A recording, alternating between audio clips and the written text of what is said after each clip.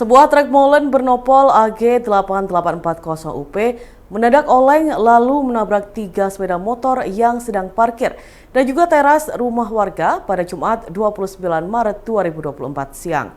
Kecelakaan lalu lintas itu terjadi di Jalan Raya Gadang, Kecamatan Sukun, Kota Malang, atau tepatnya di dekat Jalan Gadang Gang 11. Saksi mata Devi Ayu mengatakan kejadian itu terjadi sekitar pukul 12.30 siang waktu Indonesia Barat.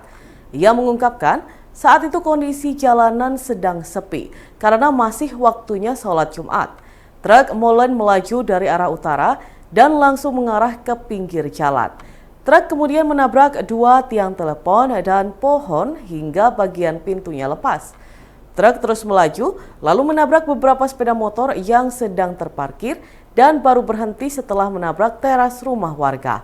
Selang setengah jam atau tepatnya pukul 13 siang, pihak kepolisian beserta tim medis tiba di lokasi. Pengemudi truk molen yang terjepit bodi truk dievakuasi dan dibawa ke rumah sakit. Dari pantauan reporter Tribun Jatim Network, sekitar pukul 14.38 truk derek tiba di lokasi kejadian untuk menarik dan mengevakuasi truk molen tersebut. Sedangkan arus lalu lintas dari kedua arah mengalami kepadatan. Namun pihak polisi telah melakukan pengaturan arus lalu lintas. Sementara itu Kanit Turjawali Satlantas Polresta Malang Kota, AKP Syaiku menyebut pengemudi mengalami sakit pusing hingga hilang kendali. AKP Syaiku menjelaskan truk molen tersebut menabrak 5 tiang telekomunikasi, 3 sepeda motor, dan 1 kios bagian depan. Ia pun menambahkan jika tidak ada korban jiwa dalam kecelakaan tersebut. Dalam Tribuners berikut kita simak bersama wawancara dengan Kanit Turjawali Satlantas Polresta Malang Kota AKP Syaiku dan saksi mata Siti Mudaya. Saya dari Kim, ya kan di dalam biasanya aku goreng di situ itu belum goreng, aku sih potong-potong kok ada ban meletus, tak pikir ban meletus mas aku kaget, ya Allah aku, lah kok itu motor itu nabrak sampai kayak motor aku ya sok. Itu di warung ada berapa orang? Loh aku ambil adikku, tapi adikku kasih ke dalam. Aku potong-potong siap-siap mau goreng, ya kok alhamdulillah pas nggak goreng. Berarti yang kena itu sebenarnya dapur pas? Dapur sama warungku, kan warungku, kiosku terus tak tutup tapi kan warung buat goreng-goreng gitu. Oh itu tadi ada motor di depan? Ada motorku, 2 sama punya adikku. 2 motor Bu ya? 2, sing panas sih 2 sing di parkir di depanku itu. Jam berapa tadi perkiraan Bu? Aduh. Jumatan ya? Setelah Jumatan? Iya. Yuk, Kak lihat jam aku. Tadi yang motornya nggak ada orangnya, nggak ada yang kemudikan atau parkir? Parkir aja, parkir biasa memang parkir. Kalau truknya yang numpangnya berapa orang? Nggak tahu, kan tutup mas, kan parkirku tak tutup, jadi cuma tahu motor itu kok mobil besar itu terus pagerku yang nutup itu amelo ambruk. Ya wes. Tadi ada yang sempat dibawa ambulan? Di mana? Di ini ya? Ya kayaknya sih itu Sopirnya? 1 orang aja? Kayaknya sih, apa tahu mas, wes kami kakon. So, iya, wes itu tak sing aku tahu. Namanya Ibu siapa? Siapa Mudaya. Siti Mudaya. Siti Mudaya. Di Satlantas Polresta Malang Kota untuk kepadatan arus dari arah utara atau dari arah Kota Malang, kepadatan arus lebih kurang 1 kilo, sedangkan dari selatan kepadatan arus lebih kurang setengah kilo. Sekian, terima kasih, saya laporkan dari TKP kecelakaan 33 di Jalan Kolonel Sugiono. Badan Penanggulangan Bencana Daerah atau BPBD mulai mengoptimalkan pengawasan di pos kebencanaan Jalur Gumitir, Kecamatan Silo, Jember memasuki masa mudik Lebaran Idul Fitri. Hal tersebut dilakukan karena Jalan Nasional Penghubung Jember Banyuwangi juga Jawa Bali itu masuk daerah rawan bencana. Pada Kamis 28 Maret 2024, Kasih Bidang Kedaruratan BPBD Jember Hadi Mulyono mengatakan setiap hari ada 5 orang yang berjaga di pos siaga bencana meteorologi di jalur Gumitir Desa Simomulyo, Kecamatan Silo untuk memantau kondisi cuaca dan jalur. Pasalnya, saat musim hujan sering terjadi pohon tumbang, tanah longsor, dan jalanan menjadi lebih licin. Menurutnya, kerawanan bencana di jalur pemudik di sisi timur Kabupaten Jember itu nyaris ada di sepanjang jalur. Karena di sepanjang jalur ini dinaungi pepohonan tinggi nan rindang. Juga ada jurang di sisinya. Jalanan juga berkelok, ciri khas jalur pegunungan. Hadi mengatakan, untuk mengantisipasi adanya korban, BPBD Jember memasang rambu-rambu pertanda daerah rawan bencana di jalur Gumitir. Oleh karena itu, Hadi meminta agar para pengendara yang melintas di jalur tersebut untuk waspada dan mengamati tanda kawasan rawan bencana. Dan ketika terjadi hujan disertai angin kencang, pengendara diimbau untuk tidak meneruskan berkendara. Ahmad Farid, seorang pemudik yang melintas di jalur Gumitir, mengatakan adanya relawan kebencanaan yang berjaga di jalan nasional ini sangat bagus. Pasalnya, relawan dapat mengawal pemudik di setiap tikungan jalur, mengingat di jalan tersebut memang sering terjadi longsor dan pohon tumbang. Dan Tribuners, berikut kita simak bersama wawancara dengan Kasih Kedaruratan BPBD Jember Hadi Mulyono dan pemudik Ahmad Farid. Pak, hasil pantauan dari BPBD sendiri tingkat kerawanan di jalur mudik, kerawanan bencana di jalur mudik Gumitir ini seperti apa nih Pak? Kerawanan yang paling rawan itu pohon tumbang satu, terus kalau terjadi hujan itu biasanya longsor, terus jalanan licin. Langkah yang dilakukan oleh BPBD sendiri, Kita istilahnya men-standby-kan relawan di pos siaga hidrometeorologi di Gumitir ini. sejauh ini seperti apa resikonya kerawanan? Kerawanan mungkin yang paling fatal itu ya mungkin untuk jalan, kemacetan, yang jelas kemacetan lalu lintas.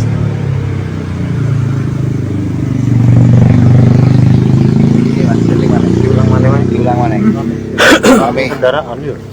Iki untuk sepi. Muga ya Bu. Untuk pencegahan dan antisipasi sosialisasi kepada masyarakat. Mobil atau mati. Sejauh ini hasil pantauan tim BPBD sendiri tingkat kerawanan di jalur Gumitir seperti apa ini Pak Julan? Kerawanan yang kalau musim hujan biasanya Pak. Musim hujan itu rawan terjadi pohon tumbang, terus tanah longsor, dan terutama jalanan jadi licin. Ada berapa titik kira-kira di jalur Gumitir? Saya kira hampir semua titik ya Pak ya. Dia mulai di Batu Gudang depannya Kafe Gumitir itu, terus yang di bawah itu dekatnya makam Habib ya. Sana rawan longsor dan pohon tumbang itu. Oke. Terus antisipasi yang dilakukan oleh petugas seperti apa? Kalau dari BPBD itu antisipasinya waktu itu kan pemasangan rambu-rambu di titik-titik rawan itu yang longsor, pohon tumbang itu dari BPBD. Ada berapa petugas yang ada? Tugas yang di posko Merpati ini sekitar 5 orang ditambah relawan. Terus disiagakan berlangsung berapa lama? Kalau siaga ya Berapa hari? sepanjang waktu kalau sini Mas di posko Gumitir Mas.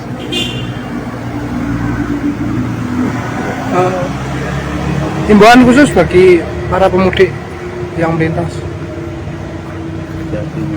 untuk pohon tumbang, kerawanan bencana di jalur wilayah. Kalau terjadi hujan agar berhenti dulu biar tidak terjadi yang diinginkan, mungkin terjadi pohon tumbang apa tanah longsor gitu. Perjalanan dari mana ini Mas? Dari Bali mau ke Jember, mau pulang. Mas, ini lewat jalur Gumitir, bisa diceritakan seperti apa jalur Gumitir ini, Mas?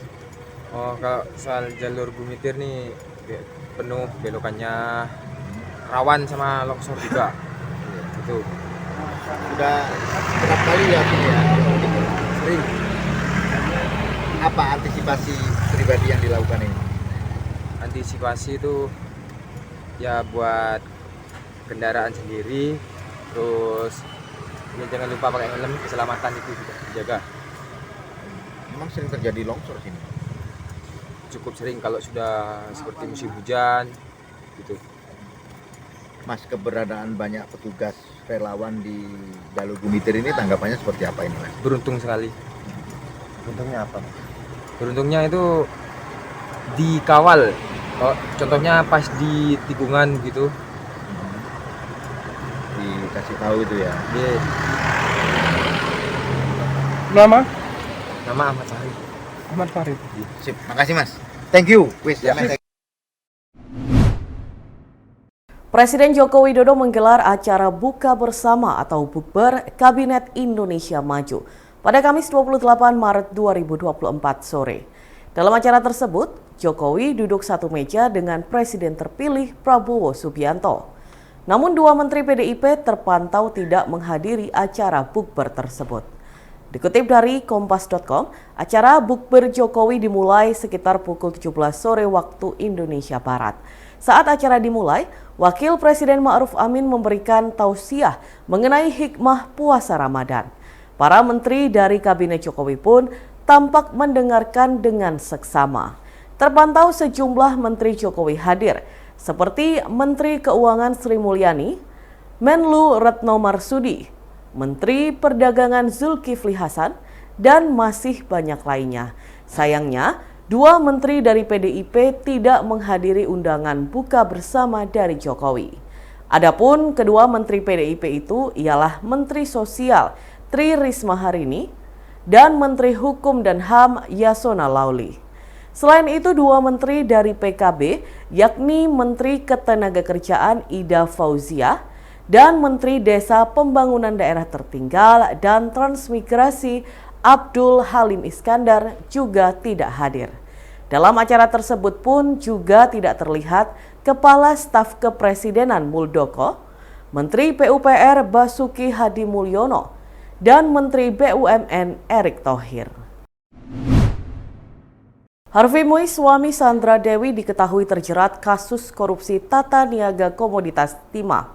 Latar belakang keluarganya yang sudah kaya sejak lahir pun kini terungkap. Harvey Muiz ditetapkan sebagai tersangka kasus korupsi dengan kerugian negara mencapai 271 triliun rupiah. Suami Sandra Dewi ini memang dikenal sebagai pengusaha kaya raya yang bergerak di bidang pertambangan. Salah satu sumber kekayaan Harvey Muiz adalah kepemilikan saham di perusahaan pertambangan batu bara. Tak main-main, saham Harvey Muiz tersebar di 5 perusahaan, yakni PT Refine Bangkatin, CV Venus Inti Perkasa, PT Tinindo Internusa, PT Sariwiguna Bina Sentosa, dan PT Stanindo Inti Perkasa. Ketekunan Harvey Muiz dalam bekerja agaknya diturunkan dari kedua orang tuanya yang diketahui sebagai konglomerat. Ibu Harvey Muiz bernama Irma Silviani, sementara sang ayah adalah Hayong Muiz. Ayah Harvey Muiz diketahui telah meninggal dunia sebelum Harvey menikah dengan Sandra Dewi. Sekarang, Irma Silviani menjadi orang tua tunggal untuk Harvey Muiz dan saudara-saudaranya. Berdasarkan unggahan di Instagram Irma Silviani, Harvey Muiz memiliki 5 saudara, yaitu 4 laki-laki dan 1 perempuan. Sementara itu, skala usaha tambang Harvey Muiz tidak main-main. Mantan Sekjen Prodem Satyo Purwanto pernah menyebutkan bahwa Harvey Muiz menguasai kebanyakan bisnis pertambangan di Bangka Belitung. Berita yang diterbitkan pada 2020 lalu juga mengungkap Harvey Muiz memiliki wewenang untuk mengatur perusahaan penambangan mana saja yang bisa beroperasi di sana. Harvey Muiz dikatakan sebagai pemain tunggal dalam bisnis timah dari hulu ke hilir. Seorang mantan perwira IDF meminta agar Perdana Menteri Israel Benjamin Netanyahu siaga. Pasalnya, Mesir disebut tengah mempersiapkan serangan kepada pemerintahan Israel. Dikutip dari tribunnews.com, kabar ini telah diumumkan oleh Letnan Kolonel Edi Dekel. Peringatan ini disampaikan seusai pihaknya melihat gerak-gerik Mesir yang tengah mempersiapkan pasukan.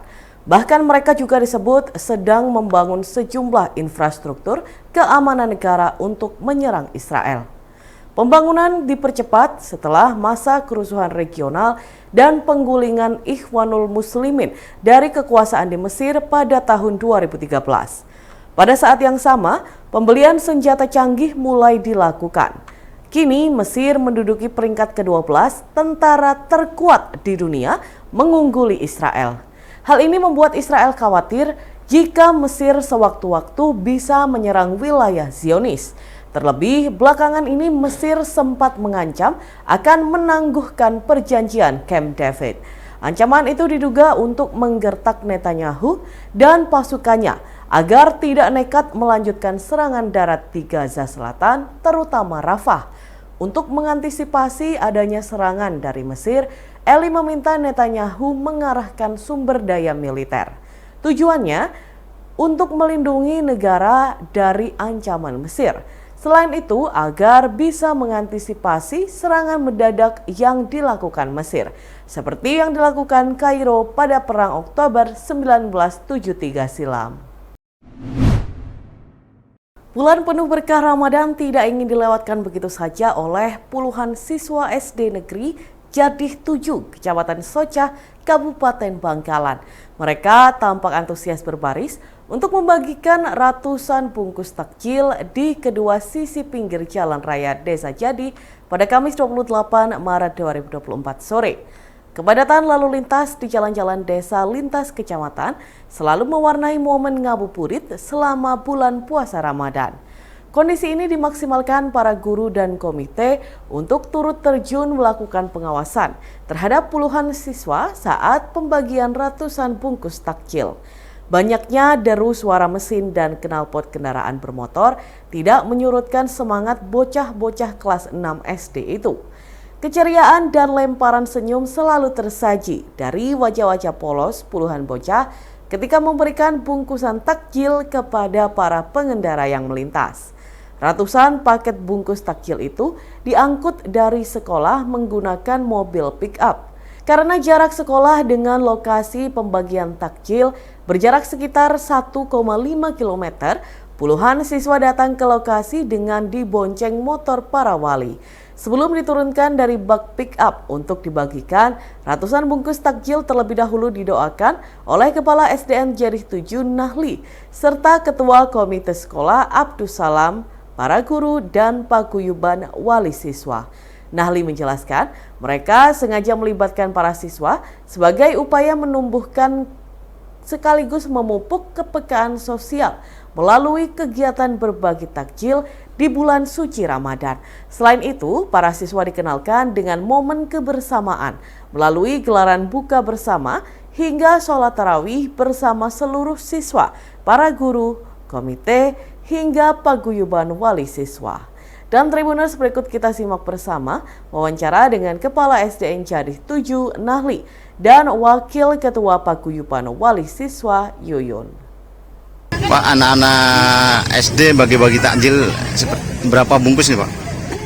500 lebih. Ini dari sumbangan dari murid yang mungkin dari masyarakat sekitar juga ada. Guru-guru dan juga dari teman-teman masih ada juga. Ada yang 5 bungkus, ada yang 10 bungkus, malah ada yang lebih, atau ada yang 1 bungkus. Pak, kenapa melibatkan anak-anak Pak? Siswa? Ya, pada saat ini untuk menumbuh kembangkan kepekaan sosial terhadap anak. Dan anak itu dia punya kepekaan sosial pada dirinya. Untuk siswa kelas berapa saja nih Pak? Ini untuk yang menyumbang takjil ini dari kelas 1 sampai dengan kelas 6. Tetapi yang ikut di sini cuma kelas 6 aja. Kelas yang lain nunggu di sekolah, tunggu nanti buka bersama. Ini nanti langsung ke sekolah untuk mengadakan buka bersama mereka dan bersama paguyuban. Ini kan ada paguyuban ya, ini ada beritanya yang perempuan semua itu paguyuban pagi muda juga ikut buka bersama. Masih Pak.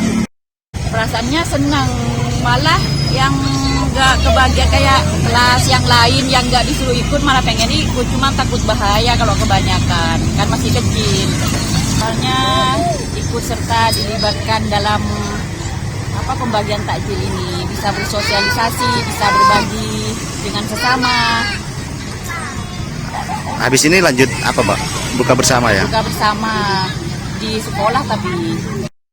Download Tribun X sekarang, menghadirkan lokal menjadi Indonesia.